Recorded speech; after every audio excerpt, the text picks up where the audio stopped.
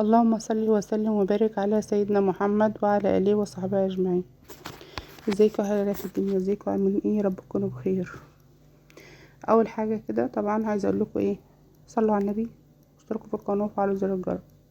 من زمان ما اصلا ما قلتلكوش اشتركوا في القناه، ولا قلت لكم فعلوا زر الجرس. ما شاء الله ربنا يبارك فيهم، يعني اللي بيعملوا كده كتر الف خيرهم. فهي كلمه لازم بنقولها، اشتركوا في القناه يا جماعه، بالله عليكم نتعب والله العظيم، يعني بنقعد بالكام يوم على ما نخلص فيديو. والفيديو ده صراحه انا قلت لما اعمل انا مع اني تعبانه وكده، بس لازم ايه نشكر اللي جاب لي الهديه دي يعتبر هديه. هتقولي يا ام عمر الطحال هديه؟ هديه.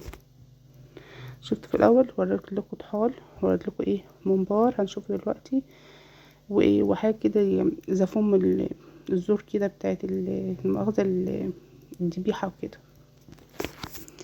تبقى دي هديه يا ام عمر. يشكر كتر خيره انه فاكرني وافتكرني واتصل عليا. ام عمر تعالي ايه خدي الحاجه دي مني، يبقى كتر خيره قوي، جميل على راسي. ورسول عليه الصلاه والسلام بالهديه عليه افضل الصلاه والسلام. عملنا ايه؟ جبت بقى الطحال ونضفته كده بره خالص. ايدك ايه يعني ايد بتشد القشر اللي هو الرقاق اللي عامل زي السيجاره ده، وايد ايه على الطحال نفسه، اوعي تجرحيه ومش بالسكينه بايدك وبيطلع معاكي خالص. كنت حاطه ميه على البوتاجاز وحطيت فيها بصلايه وورق لوري و... وشويه ملح صغيرين كده غليوا، قمت نازله فيها بالطحال. ده بقى دلوقتي معنى ايه الفوم اللي بقول عليه. هو صراحه كان معايا انا ما اعرفش كان ده ايه، بس سالت حماتي اللي قال على طريقه الطحال ديت. حماتي سالتها بتعمل ازاي، قالت لي اعملي كذا كذا. ماشي هقول لك ايه. قالت لي الاول اعملي كده، فعملتها وراكم عملنا ايه بعد كده. الممبار طبعا بنقلبه. اول حاجه قربته بمعلقه قدامكم ما شاء الله سهل خالص، حطيت المعلقه في اول حته كده وجي معايا على طول. تاني مره ممكن تعملي بطريقه تانية بصبعك كده وتنزلي تحت الميه وهينزل برضو معاك اهو، تعملي كده وينزل معاكي. الطريقه التالتة برضو وراكم، انا هقفل الميه اهو برضو في نفس ال الممبار ده اهو، قفلت الميه وهتنزل مع نفسها اهو. قلب سهل جدا. كلكم هتستغربوا ممبار. الممبار دلوقتي الكيلو فيه ب100 جنيه.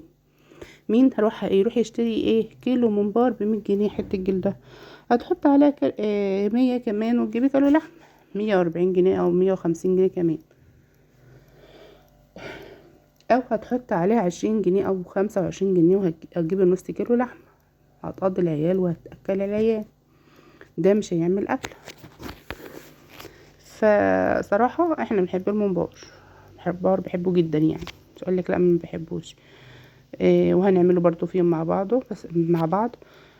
طبعا مش هعمله النهارده، انا بوريكم بس طريقه تنظيفه او قلبه، ان احنا نقلبه يعني ازاي، معلقه او بايدنا او تحت الميه، او ممكن حته عصايه صغيره كده مكان المعلقه زي ما تحبي. طريقه قلبه سهل خالص، بس انا غسلته الاول ونضفته قبل ما اقلبه، لازم يتغسل وتنضف. جبت حته جبت السلكه اللي هي السلكه الخشنه ديت، طبعا نضيفه، مش ما استعملتهاش قبل كده. نضيفه خالص. شوف احسن من السكينه، احسن من البيكنج باودر، احسن من حاجات كتير. شوف ما شاء الله خلته زي البفطه البيضه. حته حته بوريكم اهو، هي بتنزل كل حاجه اهو، اوريكم ما شاء الله نزلت. جبت التاني برده اهو، افردها على الحوض. انا كنت الاول بفردها كده برده بعملها بالسكينه،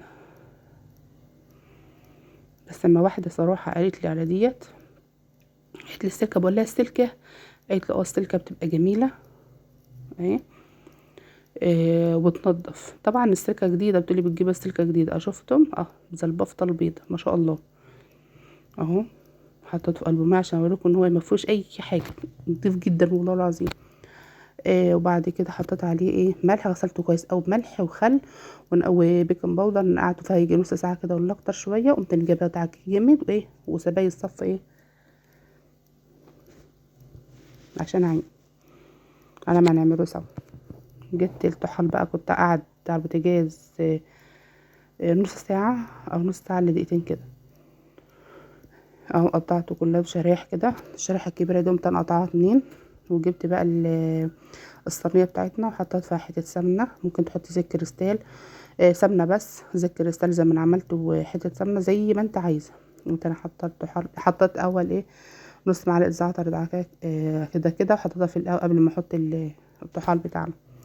نزلت بالطحال عشان كله يتحمر، ونزلت بفلفل وملح، وحطيت فلفل اسمر وايه، وحطيت حته من الفلفل ايه الاخضر، وهديت عليها بقى وسبتها انها تحمر من الجنبين وتكمل سواها. ما شاء الله اللهم بارك، ربنا يبارك لك. وبجد نبيل، ربنا يبارك لك يا نبيل، ويا رب يجعله في ميزان حسناتك وعقبال كل سنه. دي عاملها ايه افطار يوم يعني. كل سنه وانت طيب، مع السلامه.